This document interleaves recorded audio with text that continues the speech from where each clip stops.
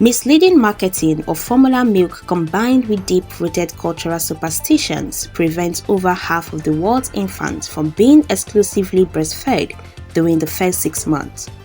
This is according to the United Nations Children's Fund (UNICEF) as it joins the rest of the world to mark the 2026 World Breastfeeding Week held in the first week of August every year.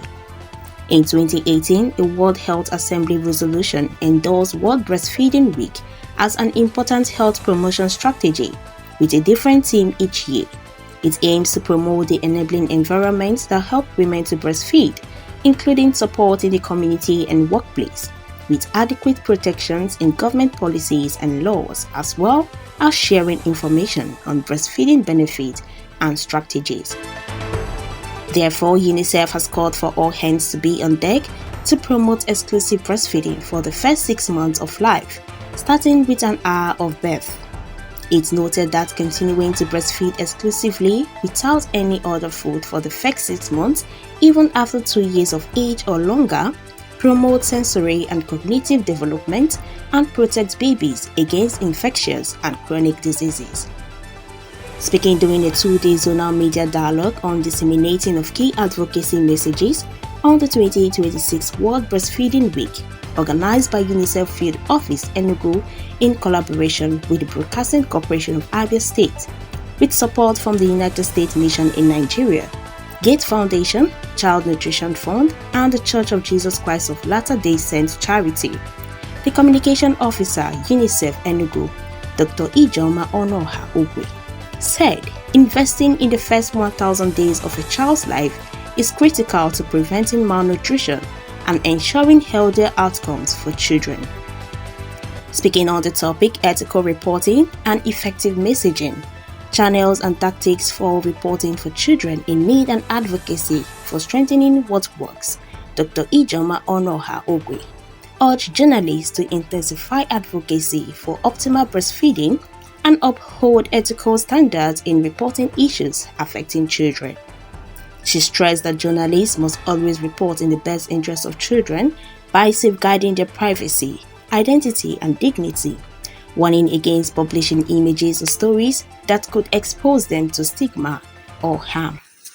In interviewing and reporting on children, special attention is to be paid to each child's right to privacy, confidentiality, to have their opinions heard. You don't invent something for the child. You don't put words, especially if it's a child that can talk. You don't suggest something for a child. That is all we are saying, including the potential harm of distribution. We are putting the child into consideration to protect the child from any potential harm of distribution and harm. As already said it, we report in the best interest of the child.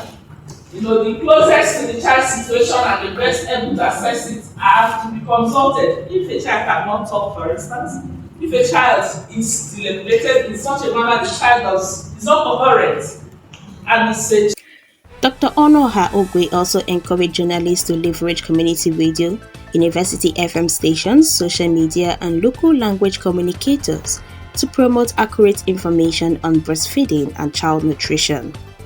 The Director General of the Broadcasting Corporation of Abia State, Francis Obinna Nwa Ubani, who spoke through UNICEF Desk Officer BCA Umaya Mpa Okezie, charged journalists to keep telling compelling stories that promote breastfeeding while protecting the rights and dignity of every child.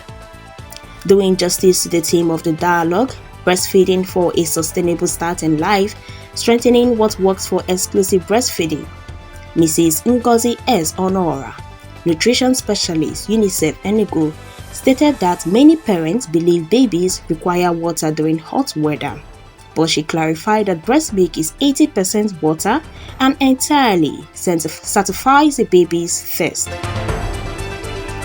She noted that putting newborns to the breast within the first hour after birth gives them the best chance to survive, strive, and develop to their full potential. She encouraged mothers to give their newborn babies only breast milk with no added water, juices, or other foods for 6 months, while adding safe and proper family food starting at 6 months. The early breast milk, which is the colostrum, the first 3 days, is the child's first immunization. It is the child's first immunization, and it protects the child from even abdominal colic because it's robust and it purges the child of all that he has taken that are not healthy. We call them meconium, the black stool, and then clears the gut, the child's stomach, to receive adequate nutrients from the breast milk. So I encourage mothers to breastfeed, to be able to bond with their children, to minimize all the delinquencies we are seeing today, and to ensure that the child sucks intelligence, the child learns to smile, the child learns to love, the child develops well and never falls ill, and the child learns to grow in a larger society. On strengthening what works for exclusive breastfeeding, Mrs. Honora called for appropriate spaces for breastfeeding and storing breast milk at workplaces, paid maternity leave, as well as delivering in baby-friendly hospitals or health centers. Delivering their lectures, Dr. Hilary Ozo, social behavior and change communication specialist and officer in charge of UNICEF Field Office Enugu, and Dr. Chikeze Obasi, consultant public health physician, lamented that many families continue to face barriers towards achieving or strengthening what works for exclusive breastfeeding. They urged journalists to help create enabling environments where families could make informed decisions towards achieving exclusive breastfeeding. It is also a critical intervention for achieving the Sustainable Development Goals, particularly those related to health, nutrition, education, and poverty reduction.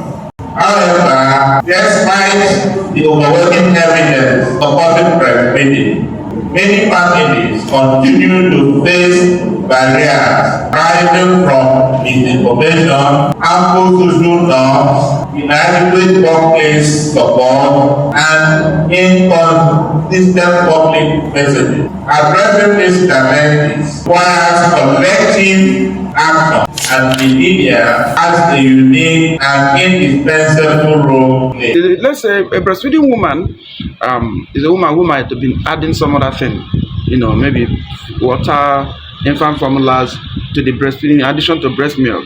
But exclusive breastfeeding simply implies that the woman gives nothing else other than breast milk for the first 6 months.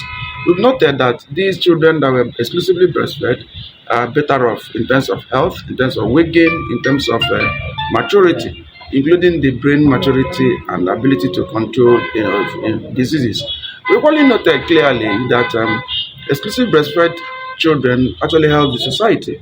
Initially, it begins with the family by not costing the family heavily. All you need to do is the mother is taken care of, and then the baby takes that breast milk from the mother, and that reduces cost on the family, and it makes the family happier and for everybody. So exclusive breastfed child is better off clinically, does not suffer diseases, all these childhood diseases like diarrhea. Apart from journalists, participants at the dialogue included nutrition focal persons from Imo, Enugu, Cross River and Benue State, and officials of the Ministries of Health and Information.